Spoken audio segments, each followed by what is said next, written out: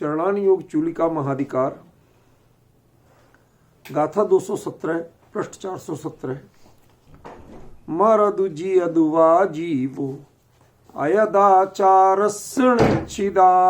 हिंसा पयदस्णत्थि बंधो हिंसा में तेण समीदस।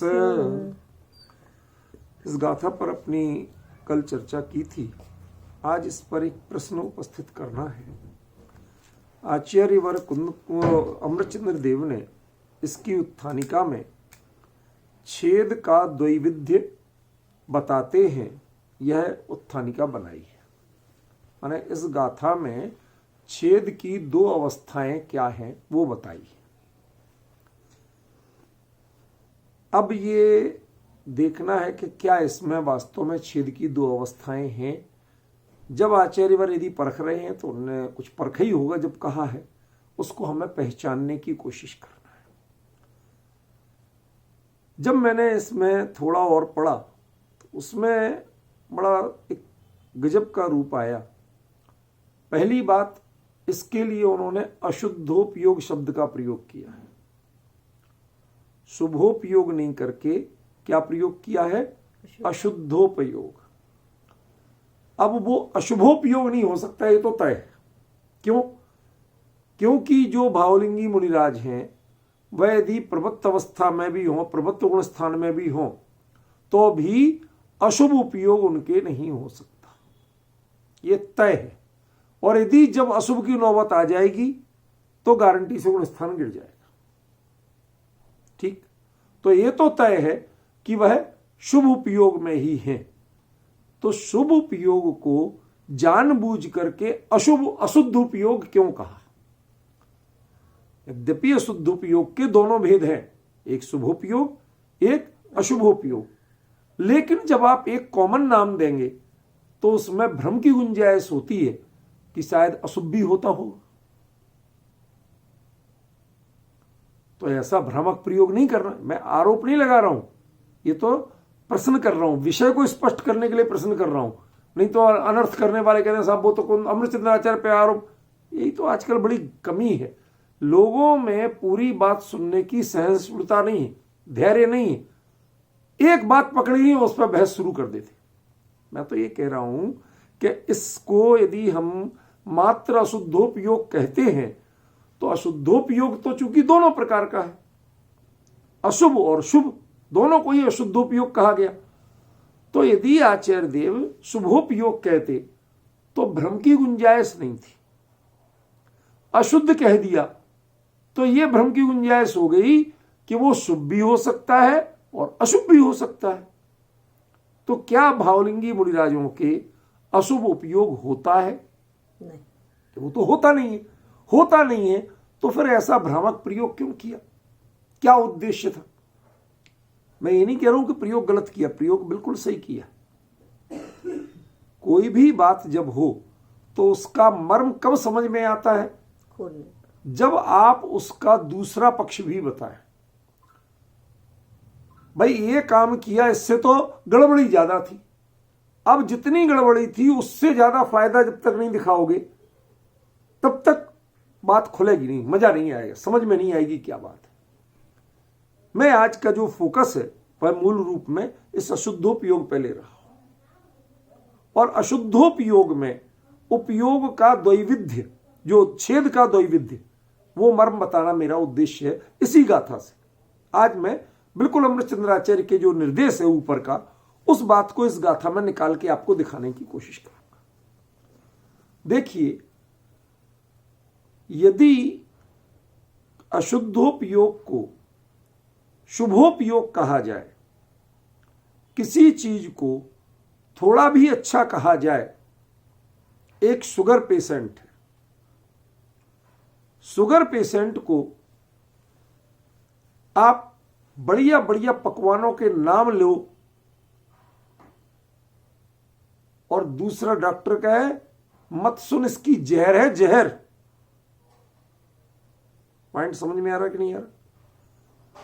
एक व्यक्ति कह रहा है रसमलाई है, चमचम है, रसगुल्ला है, गुलाब जामुन है, फला है, ढिमका है, रबड़ी है, वो सबके नाम ले रहा है। किस रूप में? जब जब उसका अच्छी मिठाई के रूप में नाम लिया जाएगा तो उसके मन में उसका आकर्षण बढ़ेगा। समझ रहे? और डॉक्टर वो एक बार भी नाम नहीं लेता। क्यों? ये उसका शुगर पेशेंट है, उसके शुगर का ट्रीटमेंट ये कर रहा है डॉक्टर। तो क्या कहता? भले आदमी तेरे लिए जहर, मिठाइयों के नाम जहर है, जहर, सुनना ही नहीं तेरे को। अब बताओ डॉक्टर सही कह रहा कि आपको मनाने वाले, खिलाने के लिए मनाने वाले वो सही कह रहे? उनका नाम मिठाई है, रसगुल्ला है, रबड़ी है, गुलाब जामुन है, राजभोग है या जहर है? उसके लिए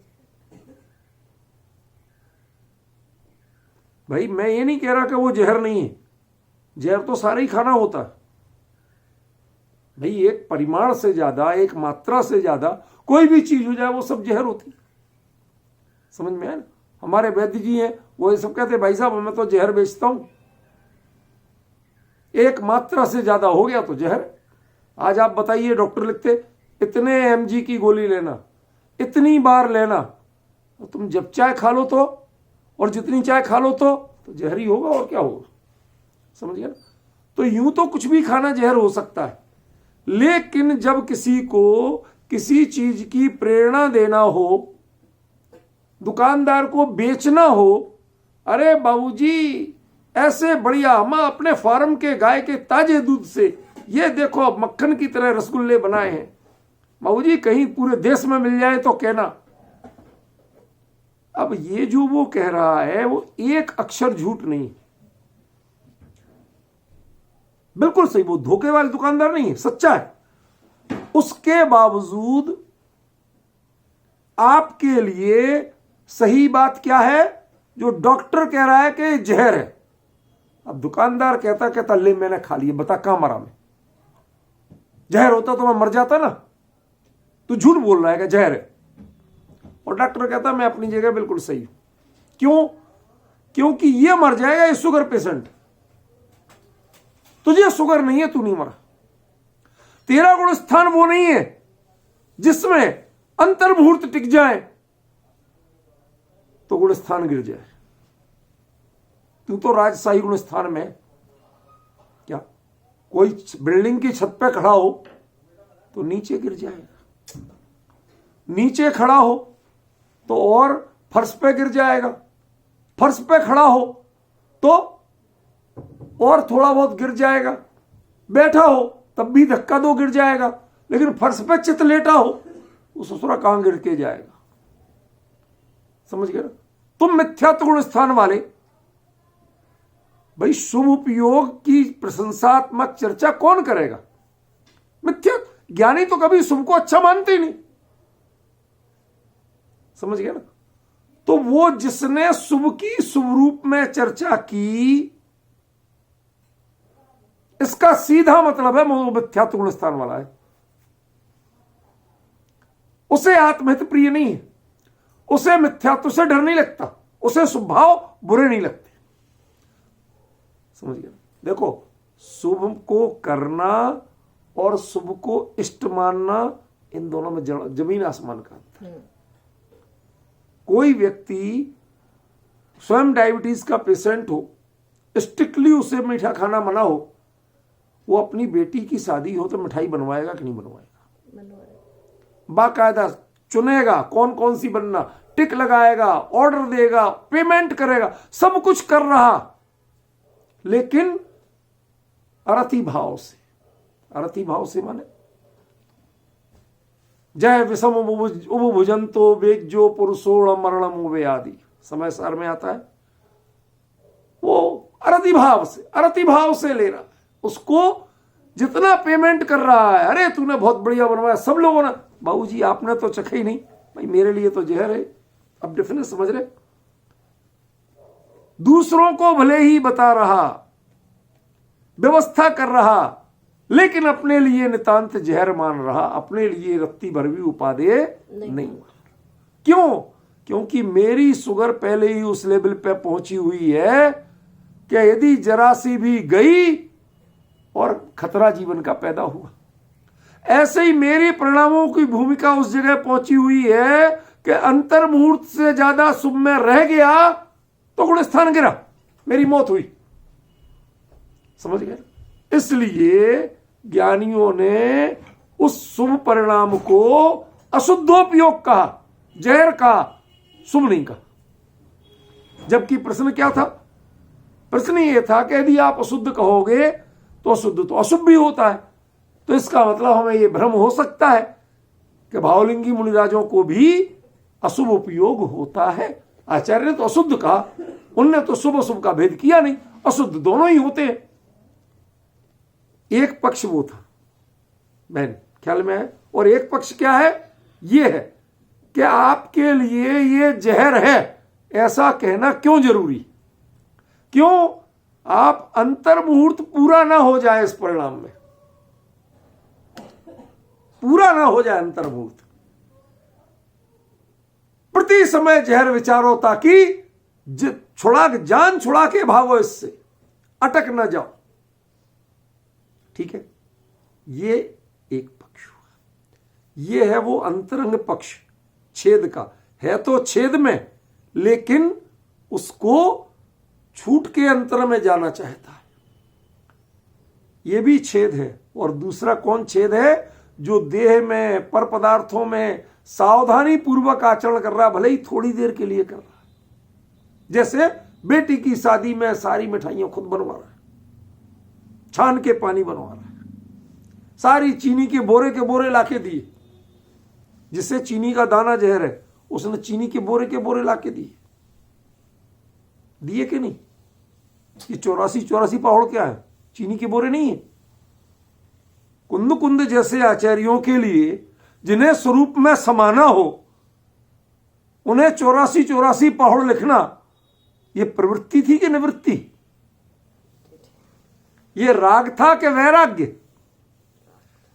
ये संसारी जीव हो चाहे भव्य जीव हो, जो भी हो, उनके प्रति राग ही तो था ना। चाहे वो करोड़ों बुद्धि का हो, जितना चाहे अच्छा कह लो, उनके अपने स्वरूप लीनता की तुलना में क्या था? समझ गए ना? वो अशुद्ध उपयोग है, उसको हमने शुभ उपयोग नहीं कहेंगे, अशुद्ध उपयोग। ये है, देखो, छेद उपस्थापना से परिहार विशुद्धि की ओर जो बढ़ रहा है, उसका दृष्टिकोण, उसके मर्म को नहीं समझ पाते हमारे लोग और उद्घाटन नहीं कर पाते। ये है उस दृष्टिकोण का नाम जो उसे शुभ कहने को तैयार नहीं है, अशुद्ध कहने को तो तैयार है। ये भ्रम भले ही हो जाए, अरे साहब वहां लिखा था, देखो एक जगह लिखा अशुद्ध उपयोग माने शुभ और अशुभ दोनों ही अशुद्ध होते हैं, और यहां लिखा कि मुनिराज के अशुद्ध उपयोग होता है, એટલે शुभ भी हो सकता है, अशुभ भी हो सकता है। ऐसा जो प्रश्न करता है, अपनी पंडिताई दिखाता है, कहते तुम प्रवचन सार लायक ही नहीं हो। यहां यदि आचार्य उसे अशुद्ध कह रहे हैं तो उसके पीछे बहुत सोचा समझा दृष्टिकोण है। समझ में आया? निजी तौर पे वह उस चीनी को जहर मानते हुए बोरे के बोरे लाके देता है, बनाओ भैया, खूब खिलाओ, मेहमानों को कमी ना आ जाए। हम जैसे संसारी जीवों को 84 पाहुड़ में इतनी मिठाइयां भर के दी, इनका नाम ही पाहुड़ है। पाहुड़ माने भेंट, गिफ्ट, इस शब्द का अर्थ होता है उपहारो पाहुड़यम, उपहार देना, इसका नाम पाहुड़ है। प्राभृत शब्द का अर्थ संस्कृत में भी भेंट होता है और प्राकृत में भी पाहुड़ शब्द का अर्थ भेंट होता है। गिफ्ट देना, खाली हाथ नहीं जाना किसी को। आपके यहां आचार्य आहार लेने आते थे ना, साथ में कुछ भेंट लेके आते थे, एक ना एक गाथा लिख के आते थे, एक ना एक गाथा, 2-4 गाथाएं लिख के देते थे, भैया तुम्हारे यहां आहार लिया है ना, कुछ तो देके जाए। देखे, लेकिन उसको कभी उन्होंने जब स्वरूप में जाना होता था तो यही चीज कंटाला लगती थी। उनसे पूछो अपने स्वरूप के अनुभव की दृष्टि में ये क्या है, ये प्रवचन सार के पहले तक उसकी व्याख्या भिन्न थी और अब व्याख्या भिन्न है। प्रवचन सार के पहले तक वही शास्त्र लेखन का कार्य शुभोपयोग था और प्रवचन सार में जब चरणान योग की चूलिका में आरोहण कर रहे होते हैं, वहां उसकी चर्चा कर रहे होते हैं, तो वहीं यह अशुद्धोपयोग हो जाता है, यह शुभोपयोग नहीं बचता। क्यों? इतना कम समय है, समय घटाना है। मैंने बताया था ना ऐसे करके, समय घटाना है, बढ़ाना नहीं। वो घटाना है तो आपके लिए एक एक मिनट की कीमत है, एक एक सेकंड की कीमत है। समझ गया ना? कई बार होता है ट्रेन लेट हो जाए तो समय बीतता नहीं। होता है कि नहीं होता? क्यों? और यदि आप लेट हो जाओ तो ऐसा लगता घड़ी भागी जा रही। प्रयोजन किसका है? जब अपने हित का प्रयोजन हो तो समय भागता लगता है। ऐसे ही जब स्वरूप में समाने का प्रयोजन की इतनी मुख्यता हो जाए, वो परिणाम छेदोपस्थापना से परिहार विशुद्धि की ओर बढ़ने लगे, तो उन्हें वही मूल गुण के पालन का भाव जो छेद था उसके दो रूप हो जाते हैं। द्वैविध्यम, दो रूप हो जाते हैं। नाराज नहीं हो तो कहूं कि द्वैविध्यम आचार्य देव ने लिखा तो सही है, लेकिन व्याख्या में इस रूप में वो स्पष्टीकरण नहीं हुआ। मैं किसी का अपमान नहीं कर रहा, पर बता रहा हूं, आप पढ़ना। गाथा में क्या कहा उन्होंने, द्वैविध्य की दृष्टि से गाथा नहीं दी। समझ गया ना? अयतनाचार, उसको उन्होंने द्वैविध्य नहीं माना है। कुंदकुंदाचार्य उन्होंने क्या माना? एक स्वरूप में समाने के पुरुषार्थ की जाति, लेकिन अभी स्वरूप में नहीं पहुंची, लीन अप्रमत्त अवस्था नहीं आई। उतने पुरुषार्थ की जाति प्रमत्त अवस्था में हो, वो एक छेद है। और दूसरा छेद कौन सा है कि जितना समय मिला, पता चला कि हाँ गाड़ी 1 घंटे लेट है, तो चलो यहां आए थे, रास्ते में उनके यहां मिलना छूट रहा था, अब मिलते चलते। लेकिन मिलते हुए प्रति समय स्मरण है कि मुझे गाड़ी पे पहुंचना है, वो 1 घंटे लेट है, इसलिए यहां 20 मिनट से ज्यादा का समय नहीं देना, आधा घंटा जाने में भी लगना। प्रोग्राम नहीं था, बन गया। क्यों? गाड़ी लेट थी तो बन गया। लेकिन जिसकी गाड़ी राइट टाइम पे हो, नजदीक चली आ रही हो, पिछला स्टेशन छोड़ चुकी हो, वो किसी के यहां बैठना पसंद करेगा, चाहे कितनी सगा क्यों ना हो। मिलना पसंद करेगा, वो दरवाजे ही खड़े दिख जाए, भाई साहब 2 मिनट के लिए 1 कप चाय, दूर से ही प्रणाम। सगे रिश्तेदार, देसी भाषा में दूर से प्रणाम करना अपमान का कारण है। आप जानते हो कि ऐसे लोगों को तो दूर से ही प्रणाम है, मतलब हम उनसे मिलना नहीं चाहते, उसका अर्थ ये होता है दूर से प्रणाम का अर्थ हिंदी में, समझिए। वो आप दूर से प्रणाम करते, भाई साहब फिर कभी मिलेंगे, अभी तो घड़ी देखो, मेरी ट्रेन पिछला स्टेशन छोड़। ऐसे ही जिसके लिए अप्रमत्त भाव बिल्कुल सामने दिख रहा हो, उसके लिए जो छेद का परिणाम है, प्रमत्त भाव की भूमिका जो बची हुई है, वो एक प्रकार का छेद है। और दूसरा, जिसे उसमें थोड़ा सा विलंब दिखे, अभी वो गति नहीं आई, समझ गया ना, उतना निकटता नहीं आया भाव में, तो उसको जो समितियां हैं उनका पालन सावधानी से कर रहा है, सावधानी से कर रहा है, अयतनाचार से नहीं कर रहा। समझिए क्या?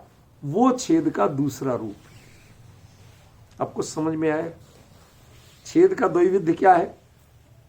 इसमें छेद का वह द्वैविध्य नहीं है कि एक में दोष लगना और एक में दोष नहीं लगना। अयतनाचार ये छेद का द्वैविध्य नहीं है, छेद का दूसरा रूप नहीं। छेद में तो मात्र प्रमत्त गुण स्थान होता है, दोष होता ही नहीं है। प्रमत्त होना ये दोष है,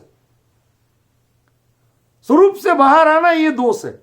अब उसमें 2 तरह की स्थिति, एक स्टेशन के लिए भागा जा रहा और एक को ट्रेन पता चल गई लेट है, तो वो उतनी देर किसी से मिलके जा रहा।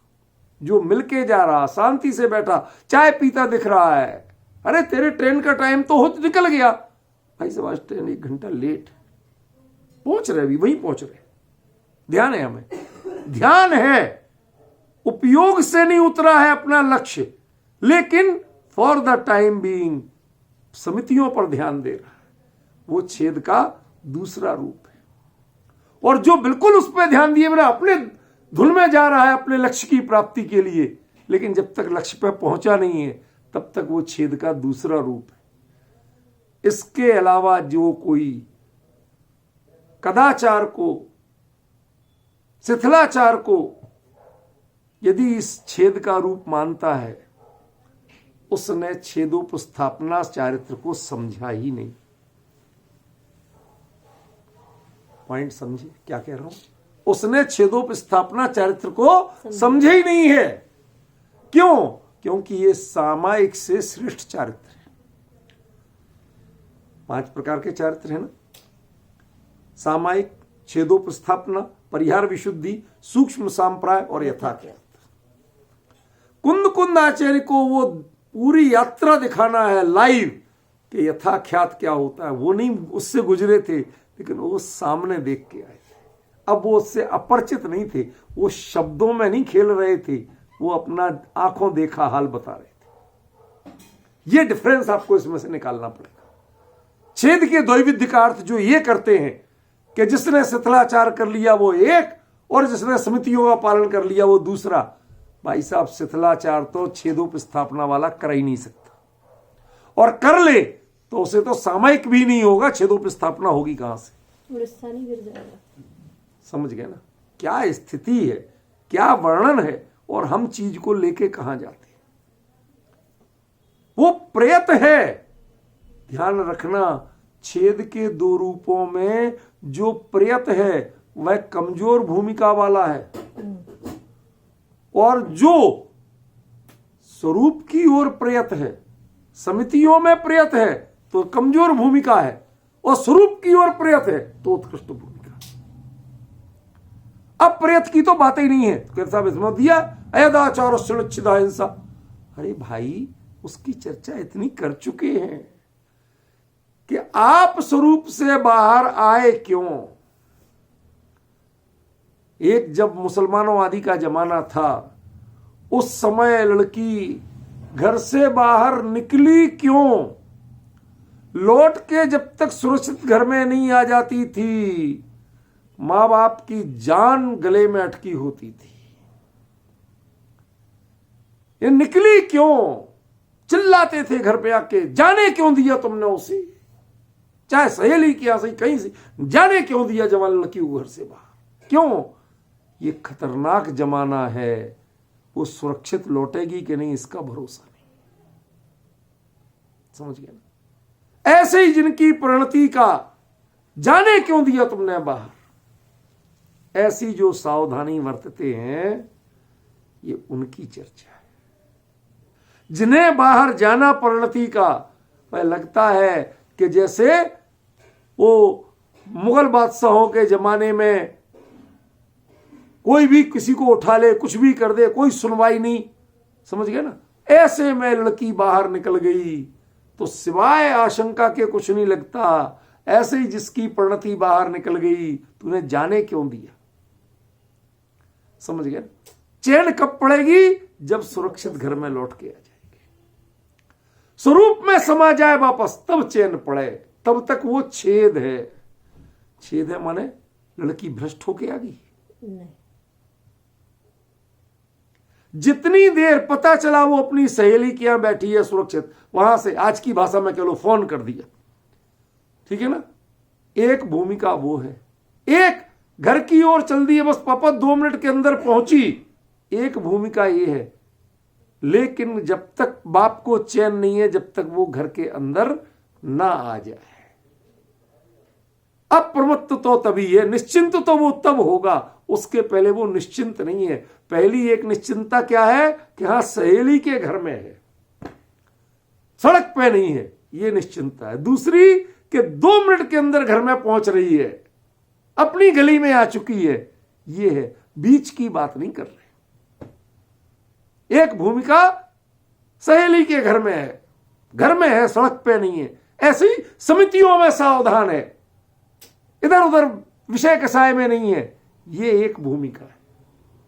दूसरी, बिल्कुल घर के दरवाजे तक ही पहुंच गई, अपनी गली में मुड़ चुकी है।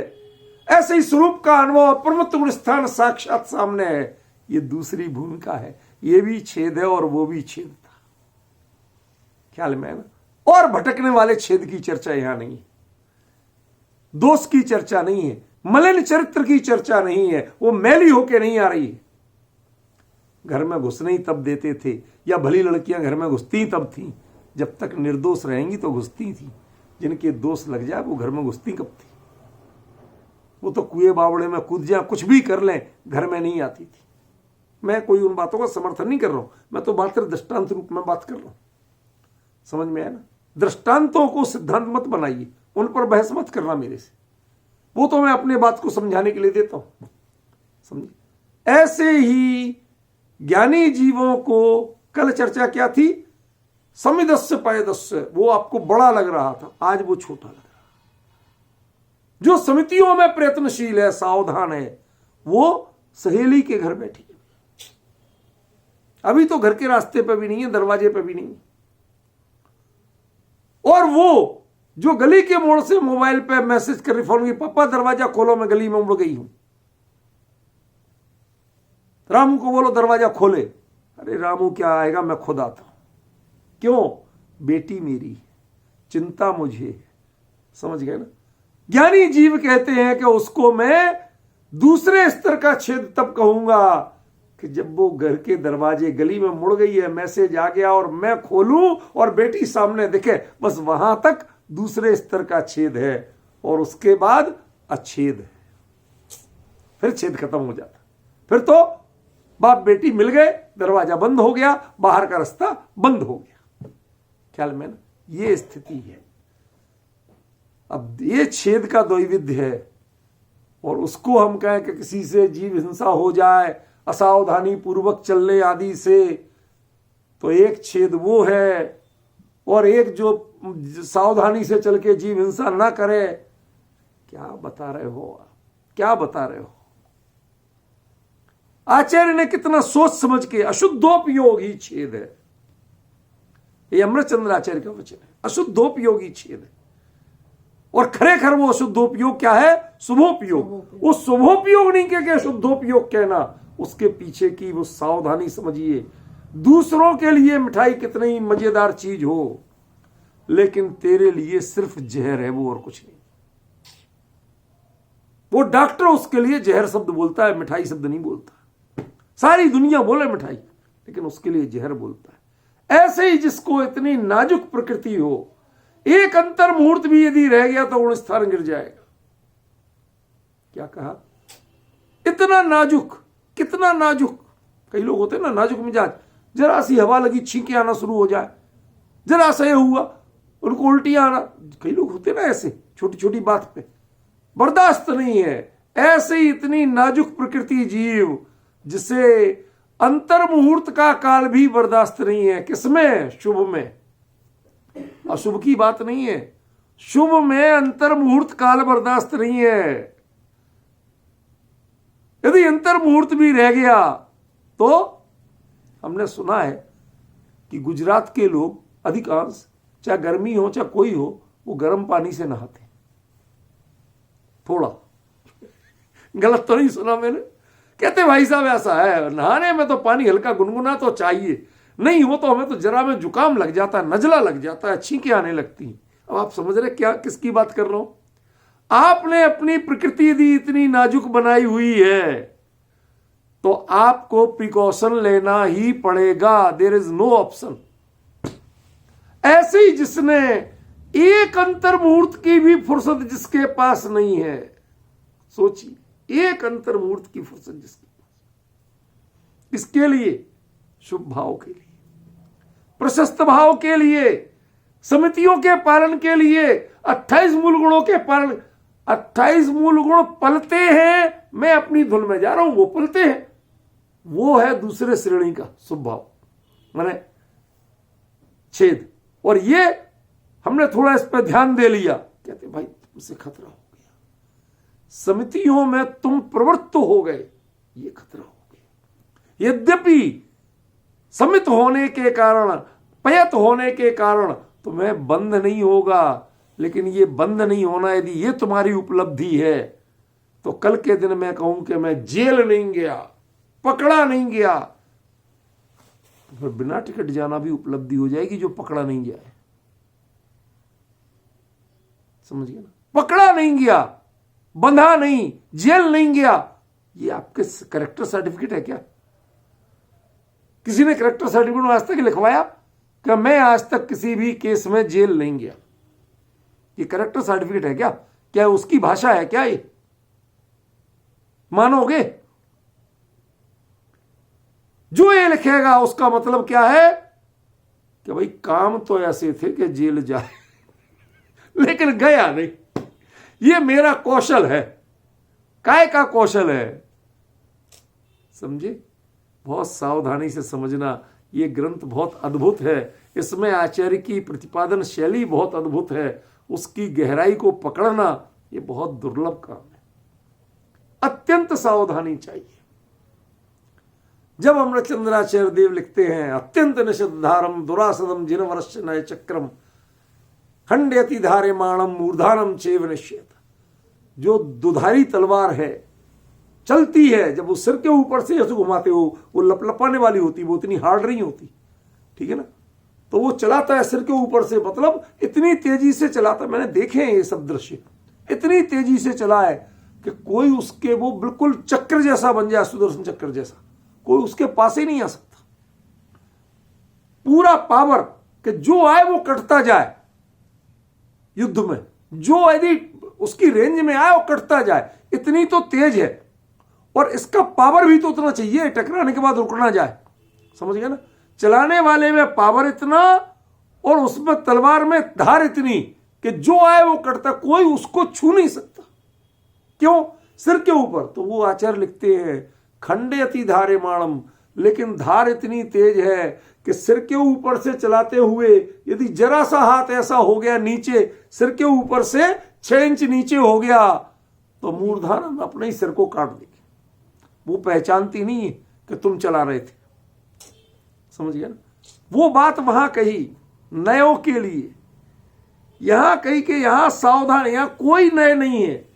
अब तुम्हें आचार्य ज्ञानियों के अभिप्राय को निकालने की सावधानी चाहिए। जो यहां श्रेष्ठ दिख रहा है वो आज कनिष्ठ हो गया। समिधि में प्रेत के बंध नहीं होता, कहती नहीं होता, ये कौन सी अच्छी परिचय की बात होगी? तुम बंधे नहीं, ये कौन सी बड़ी तीर मारा? समिति में प्रयत हो, ये समझ में है ना? बंध के पात्र तो हो, बंधते नहीं हो, ये बात दूसरी है। ख्याल में है ना? पर बंध जब उपयोग स्वरूप से बाहर है तो 5 पाप बंध के कारण हैं। प्रमाद उसमें एक बंध का कारण है, मिथ्यात्व, अविरति, प्रमाद, कसाय, योगा, बंध हेतवा। तो तीसरा बंध का प्रमुख कारण क्या है? प्रमाद। आप प्रमाद में हो, प्रमुक्त गुण स्थान में हो, फिर भी बंधे नहीं, पकड़े नहीं गए, ये बात अलग है, लेकिन बिना टिकट तो थे। कई बार बिना टिकट लोग भी नहीं पकड़े जाते, कोई चेक करने ही नहीं आता। समझ गए? पहले स्टेशनों पे होते थे, पीछे से भाग भाग के, कौन भाग रहा कहां से, पकड़ पकड़ के लाते थे। आजकल ऑनलाइन टिकट होने, कौन चेक करे, कहां जमा करोगे? पहले टिकट जमा करना होते थे, गेट कीपर ले, अब कुछ नहीं। आप नहीं पकड़े गए, this and different thing, but क्या आपने ऐसा काम किया था कि जिसमें पकड़े ही नहीं जा सकते? नहीं। क्या आपको टीटी का भय नहीं था? सावधानी नहीं थी? उसने नहीं चेक किया, ये बात भूल जाओ। वो बात करते हुए निकल गया आगे, भूल जाओ। ये छोटे मोटे पुण्य के उदय को आप अपने श्रेय नहीं मानो। तुम्हारा कार्य क्या था? तुम प्रवृत्त गुण स्थान में थे, और प्रमाद ये एक बड़ा भारी बंध का हेतु। समझ गए ना? जितने चाहे सावधान हो, लेकिन स्वरूप में रहने वाले की तुलना में घर से बाहर की लड़की हमेशा खतरे में ही है। ख्याल में है ना? जब तक घर में नहीं पहुंच जाए तब तक उस पर चिल्लाते हैं, घर में पहुंच जाए तो बाप छाती से लगाता, फिर नहीं चिल्लाता। जब तक रास्ते में फोन पे जल्दी आओ, कहां रह गई, ये है वो है, गुस्सा होता है। और घर में आते ही एक शब्द, अरे मेरी बिटिया आ गई, चलो बहुत अच्छा। ये जो व्यवहार का अंतर, ये मैंने मुगल कालीन एक उपन्यास में पढ़ा है। ये सारी वो घटना बता रहा हूं, नाम नहीं बता रहा हूं क्योंकि किससे सुनाना मेरा लक्ष्य नहीं, समझ गया ना? ये एक यथार्थ घटना होती है, वो बता रहा हूं आपको। एक राजपूत सरदार की घर की ये घटना, फिर बाद में एक बनिया के घर की घटना, उसके राज्य में क्या था, क्या मुगलों के शासन में होता था, वो सारे विवरण मैंने पढ़े। बहुत पढ़ने का शौक था, जो भी मिलता था पढ़ता रहता था। अब तो बिल्कुल सीमित हो गया थोड़ा। तो वो समझ रहे आप, उसको क्या मनोभाव, जब तक उधर तक की खबर नहीं, पता चल रहा है बस यहां तक आ, तो वो चिल्ला रहा है उस पर, ठीक है। और ज्यों ही घर के अंदर आए, ड्योड़ी बोलते थे दरवाजा, उसके अंदर आई नहीं, बाप ने छाती से लगाया, फिर कुछ नहीं बोलता था। क्यों? सुरक्षित आ गई ना, अब सोचने की जरूरत नहीं। अब वो खतरे का काल टल गया, परिणति स्वरूप में आ गई, अप्रमत्त भाव को प्राप्त हो गई। कहते अब छेद है ही नहीं, समझ गए ना? और छेद जब तक है तो दो रूप है। दूसरे के घर में सुरक्षित है, सुरक्षित है माने बंध नहीं हो रहा है, पैदस थी बंदो। क्यों? समिति में सुरक्षित है, पर है तो दूसरे के घर में ना। अभी तो अपने घर की ओर लौटना भी शुरू नहीं किया। पॉइंट समझ रहे ना? इसलिए वो भूमिका छोटी है। सुरक्षित तो है, लेकिन अभी घर की ओर लौटना शुरू नहीं किया। इस दृष्टि से खतरा पूरा है। तू उसके यहां देर तक मत रुक, उसके घर में तो सुरक्षित है, लेकिन जितनी देर से लौटोगी अपने घर तक पहुंच पाएगी कि नहीं, इसका खतरा बढ़ता जाएगा। पूरा दिन रहते जल्दी से जल्दी लौटा, ऐसे ही अंतर मुहूर्त पूरा होने के पहले जल्दी जल्दी समितियां को छोड़ और अपने स्वरूप में आ जा। यह छेद का दूसरा रूप है। क्या दिया? छेदस्य द्वैविध्यम उपदिशति, छेद के द्वैविध्य की उपदेश देते हैं। क्या है छेद का द्वैविध्य? अप्रिय अयदाचार से हिंसा, ये छेद का द्वैविध्य नहीं, ये तो छेद है ही नहीं। वो हिंसा क्या थी? मरदु जियदुवा जीवो, जीव मरे चाहे जिए, तुम पहले पहचानो कि प्राण व्यपरोपण का नाम हिंसा नहीं है, बल्कि जो स्वरूप से बाहर जाना इसका नाम। बाप चिल्ला क्यों रहा है? चिल्ला क्यों रहा है वो? कि तू स्वरूप से बाहर गई इसलिए चिल्ला रहा है। उसके लिए ऐतराज स्वरूप से बाहर जाने पे है, उसे ऐतराज इस पे नहीं है तू किसके घर गई थी। तू देवशास्त्र गुरु के पास थी, तू 28 मूल गुणों में थी, उस पर ऐतराज नहीं है। मेरे लिए ऐतराज इस बात पे है कि तू स्वरूप से बाहर गई थी। वो अयदाचार से अच्छेदा हिंसा, हिंसा है, लेकिन फिर भी हिंसा में तीर्ण, ऐसी हिंसा होने मात्र से यदि जो स्वरूप में समित है, उस समितियों में प्रियत है, उसके बंध नहीं हुआ। हमने तुरंत 4 आदमी भेजे, वो घेर के उसको सुरक्षित ले आए बेटी को। समझ गया ना? उन्होंने कहा हुजूर हम लेके आ रहे हैं, चिंता मत करिए। ठीक है ना? ये डिफरेंस समझना पड़ेगा। ये समितियां तुम्हें घेर घार के ला रही हैं, ये बात दूसरी है, लेकिन असली चीज क्या है कि तुम जिस सहेली के यहां गई थी, आज के बाद कसम कर लो कि तुम मेरे को बताए बिना, मेरे को साथ लिए बिना नहीं जाओगी। वो यही कहेगा बाप, और कुछ नहीं कहेगा। ऐसे ही वह परिणति अपने स्वरूप को छोड़कर जाए नहीं, जाएगी तो छेद कहलाएगा। जब तक दूसरे के घर में रहेगी वो बड़ा छेद कहलाएगा, और लौट के अपने स्वरूप की ओर आएगी तो वो भी छेद को भरने वाला छेद कहलाएगा। छेद को भरने वाला छेद जानती हो? नहीं। एक काम करना, खेत में पानी देना था। खेत होता है ना, आपके दुबई में होते हैं खेत? कैसे समझाए ना, इनके यहाँ पानी होता है ऐसा बहने वाला, ना खेत होते, समझाए कहां से? जहां होते हैं वहां समझाया जा सकता है। अब यहाँ पानी भी भरपूर होता है, वो छोटी छोटी नहरों में नालियों में बहता है। तो खेत में पानी जाना था, आपने मेड़ बनाई, उसमें से पानी बहता जा रहा, खेत में पानी भर रहा। अब खेत की मेड़ एक जगह से टूट गई, खेत में पूरा पानी भरना था, मेड़ टूट गई, पानी वहां से बहने लगा, छेद हुआ। अब उसे भरेंगे कैसे? क्या लाएं? ईंटें मंगवाएं, सीमेंट मंगवाएं, कहती क्या करना? खेत के एक तरफ की मिट्टी खोदी, उसको भर दिया। पॉइंट समझ रहे नहीं? वो छेद भरा कैसे गया? दूसरे छेद ने ही उसको भरा। समितियों का छेद कैसे भरा गया? कि स्वरूप की साधना के छेद से भरा गया, और स्वरूप में पहुंचते ही अच्छेद्य हो गया। ख्याल में ना? ये इसका प्रकरण है, ये इसका स्वरूप है। हम इधर उधर की बातें में क्या समझाएं और क्या नहीं समझाएं, में समझ में नहीं आता।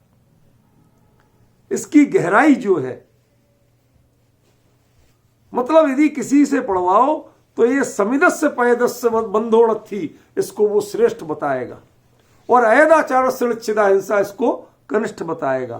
कहते भले आदमी, वो ऐदाचार से जो लिच्छिदा हिंसा है ना, उस हिंसा में तीर्ण बंधोणथी, वो हिंसा करते हुए भी बंध नहीं है, ये कह रहे।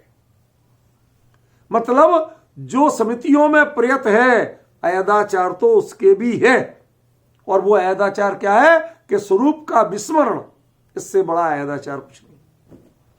गुरुदेव गाते थे बारंबार, जिसका करना चाहिए निरंतर स्मरण, उसका हो रहा है निरंतर विस्मरण, इसलिए हो रहा है प्रतिक्षण भाव मरण।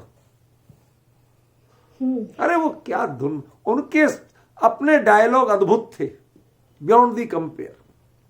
जो वो बना गए, पूरी जिनवाणी खंगाल ले, कहीं मिलते नहीं। समझ गए ना? किसी को पर्याय दृष्टि से देखा हो तो क्षमा कर, पूरी जिनवाणी में देख लो, ऐसी क्षमा नहीं मिलती। समझ गए ना? तो ये हमें समझना पड़ेगा, ज्ञानियों के इन मर्मों को पहचानना पड़ेगा, उनसे पता चलेगा कि ये क्या कह रहे हैं। कुंद कुंद के पारखी यदि हुए तो सबसे बड़े पारखी गुरुदेव हुए।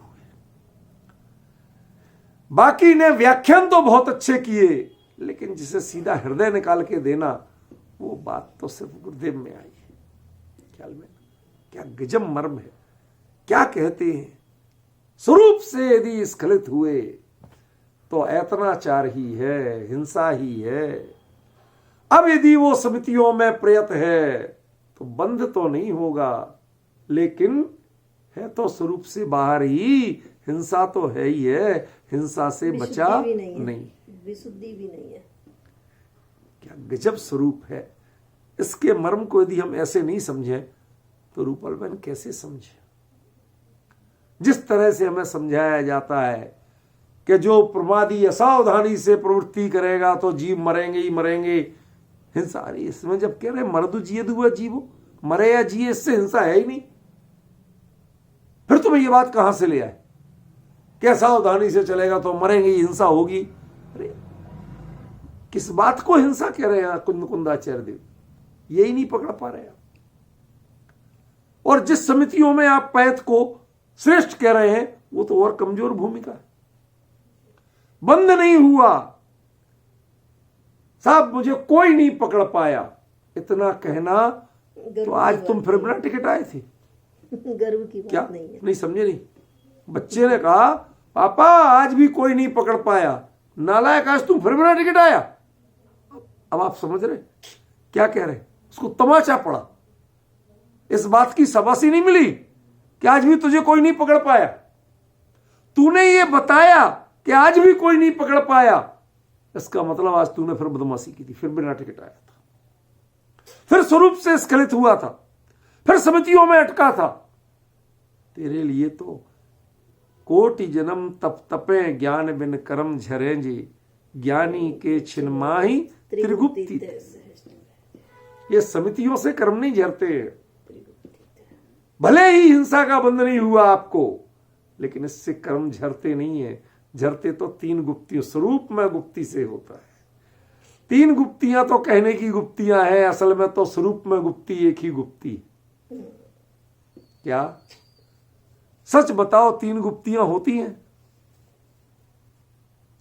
जो काय गुप्त कहा जाएगा, वो काय गुप्त क्यों कहा जाएगा कि साहब मैंने काय की चेष्टा नहीं की? ये उत्तर कौन दे पाएगा? जिसका काय पर उपयोग हो। वचन गुप्त कौन कहा जाए? मैंने बोला ही नहीं। अमृतचंद्र आचार्य देव एक जगह बड़ा गजब का लिखते हैं। मौन नहीं, अमृतचंद्र आचार्य देव नहीं, शायद कोई और न्याय के आचार्य है, अकलंक या कोई। मौन व्रत को हम यदि वदन निव। एक व्यक्ति बोलता, भाई साहब आज मेरा मौन व्रत है, मैं बोलूंगा नहीं। कहते अरे भले आदमी, ये मौन व्रत अपने आप में स्वयं दिखता है, तू बोल के क्यों बता रहा? तुझे विकल्प क्यों है कि ये बताऊं मैं, चाहे बोल नहीं रहा? ऐसे करना भी तुझे बोलने का भाव आ चुका है। तेरा मौन व्रत टूट चुका है।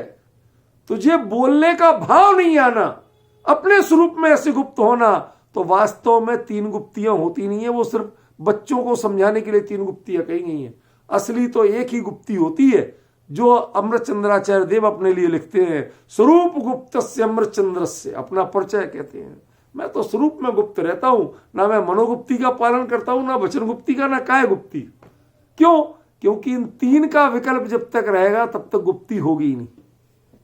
और 3 का विकल्प छूट जाएगा और स्वरूप में चला जाएंगे तो तीनों गुप्ति दुनिया कहेगी, ज्ञानी नहीं कहते। ज्ञानी तो एक गुप्ति जानते, और वो गुप्ति क्या है? स्वरूप गुप्ति।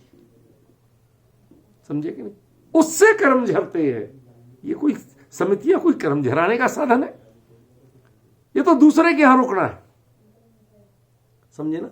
वो बेटी जब तक लौट के घर नहीं आ जाए, जब तक बाप को चैन नहीं, ऐसे ही ज्ञानी जीव को वो परिणति जब तक स्वरूप में वापस विश्रांत नहीं हो जाए तब तक चैन नहीं।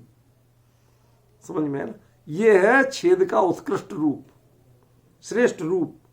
और जो समितियों में का सावधानी से पालन कर रहा है वो है उसका कनिष्ठ रूप। हिंसा तो दोनों में है। क्यों? क्योंकि बेटी स्वरूप से बाहर है, परिणति स्वरूप से बाहर है।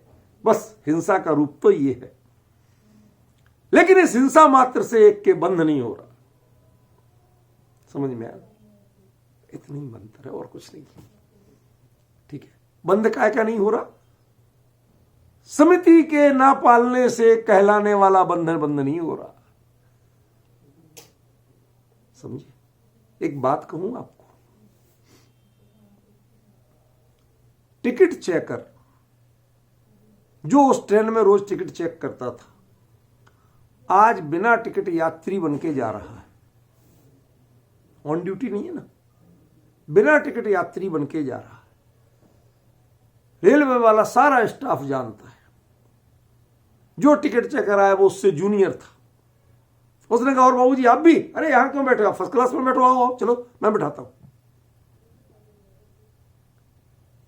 ये जो कुछ भी हो रहा, अच्छी जगह मिल रही, सब कुछ हो रहा, लेकिन भाई ये बता कि तू बिना टिकट है कि नहीं है? तू बंद के योग्य है कि नहीं है? तेरे बंद नहीं हो रहा, तेरे सगे संबंधी नहीं कर रहे, ये बात दूसरी है, लेकिन बंद के योग्य है। ऐसे ही जो परिणति प्रमाद में चर्या कर रही है, प्रमत्त चरित, समझ में है ना? प्रमाद में चर्या कर रही है, वो संयत को तो कभी भी शुद्ध माना ही नहीं गया। संयम को शुद्ध नहीं माना गया, चारित्र को शुद्ध माना गया। चारित्र माने स्वरूप में आचरण करना, और पर में संयम होता है। पर में हमेशा संयम होता है, चारित्र नहीं होता। और स्वरूप में ही हमेशा चारित्र होता है, संयम नहीं होता। स्वरूप में कभी संयम नहीं होता और पर में कभी चारित्र नहीं होता। एक ये फॉर्मूला लिख लेना। हमारी जो बहन है ना कोटा वाली, क्या नाम है, सुमन, वो पूछती है, मैंने अभी तक उनका उत्तर नहीं दिया, क्योंकि ये वो प्रकरण आगे आएगा जब उनको समझ में आएगा। अभी उत्तर देने से उन्हें समझ में नहीं आएगा तो मैं चुप, कई लोगों के प्रश्नों पर मैं चुप्पी मार जाता हूं। क्यों? उनकी काल लब्धि भी नहीं पक्की। हमें पता है आचार्य देव कब पकाएंगे उनकी काल लब्धि, आगे वो प्रकरण वैसा आएगा, समझ में तब आएगा। समझे, इसकी गहराई को पहचानो। क्या अद्भुत विषय है। आज के 2-3 पॉइंट नोट कर लेना दिमाग में, बाद में डायरी में नोट करना। पहला, 3 गुप्तियां नहीं होती, एक ही गुप्ती होती है, और वो स्वरूप गुप्ती। 3 गुप्तियां जो कही जाए समझ लेना वो गुप्त नहीं, वो अगुप्त है। क्यों? जिसे 3 का भेद दिख रहा, 3 की दृष्टि है, वो गुप्त कहां है? जो स्वरूप में गया उसे पर का बोध कहां होता है, और जिसे पर का होश है वो स्वरूप में गया कहां है? ठीक है। दूसरा, संयम, ये कभी भी चारित्र नहीं है। संयम हमेशा पर में होता है, स्वरूप में नहीं होता है, और चारित्र हमेशा स्वरूप में होता है, पर में नहीं होता। जो भी चारित्र की व्यवहार के नाम से व्याख्या की, वो सब आपको मिसगाइड किया गया। वो जिनागम का वास्तव में चारित्र नहीं, वो आपको वर्ग लाया गया। जैसे बच्चे को गाड़ी देते ना, कार चाबी वाली, चाबी भी है उसमें, और वो आजकल स्प्रिंग वाली आती है, ऐसे कर दो उधर तक दौड़ती भागती भी है, फिर भी कार है नहीं, बहलाया जा रहा है। ऐसे ही जितना व्यवहार चरित्र कहा जाता है वो संयम है, वो चारित्र है ही नहीं, वो आपको बहलाया जा रहा है। चारित्र वास्तव में स्वरूप में ही होता है, और संयम कभी स्वरूप में होता नहीं। अब उनके प्रश्न थे, उत्तर आएंगे, समय लगेगा, इसी में प्रकरण आगे आएगा, बताऊंगा। अभी मैं जानबूझ के चुप। क्यों? किसी विषय को उस लेवल पर पहुंचने दो। वो हमारी बहन एवरेस्ट को दिल्ली से देखना चाहती है, उन्हें टाइगर हिल जाना पड़ेगा जब एवरेस्ट दिखेगी। इंडिया में एक ही पॉइंट है एवरेस्ट देखने का, आपको पता है कि नहीं? दार्जिलिंग जो जगह है उसमें एक टाइगर हिल नाम का पॉइंट है, वहां जाके देखो तो एवरेस्ट दिखती है। पूरी इंडिया में कोई और पॉइंट नहीं है जहां से एवरेस्ट दिखे। समझ गए ना? तो वहां तक पहुंचाए तो सही। अब आप दिल्ली में खड़े होकर एवरेस्ट देखना चाहती हैं तो कौन सी दूरबीन से दिखा दूं मैं? ऐसे ही जब इस चढ़ान योग चूलिका में चलते चलते वहां पहुंचेंगे ना, तो आपको दिखेगी कि क्या है। ख्याल में मैं चुप हो गया, चलो कोई बात नहीं, वो समझेंगे कि अब भैया चुप हो गए, नहीं बता रहे, कोई बात नहीं बता रहे। मैं चुप होता हूं, हर बात का कहां तक उत्तर दूं? जब समय अपने आप उत्तर देगा बहुत सी चीजों का, ऐसे उत्तर नहीं दे सकते।